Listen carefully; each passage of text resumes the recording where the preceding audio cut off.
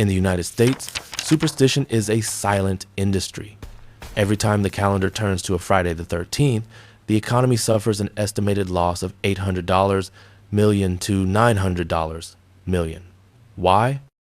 Because people are afraid to fly, afraid to shop, and afraid to conduct business. This phenomenon even has a scientific name, Paraskevidekatriaphobia. But is this fear irrational, or is history trying to warn us? To understand the curse, we must look back to the most famous example in history. On Friday, the 13th of October, 1307, King Philip IV of France executed a mass arrest of the Knights Templar. Thousands of powerful warriors were tortured and burned at the stake. Legend says that Jacques de Molay, the Grand Master, cursed the king and the Pope as he burned. Both died within a year. This historical event is often cited as the birth of the date's cursed reputation. In modern American history, Friday the 13th has coincided with strange and tragic events that fuel the superstition. First, the death of a legend. On Friday, the 13th of September 1996, rap icon Tupac Shakur succumbed to his injuries in Las Vegas. His death remains one of the most discussed mysteries in U.S. pop culture. Then, there was the financial bloodbath.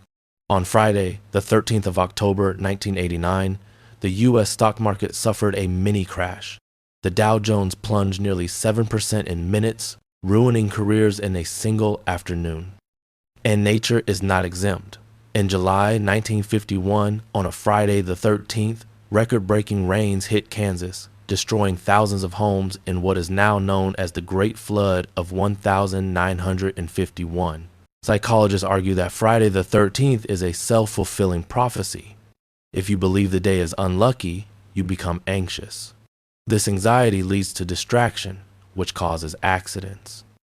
Whether it is the ghost of the Knights Templar or just the tricks of the human mind, for the U.S. market, Friday the 13th remains a date where logic pauses and fear takes the wheel.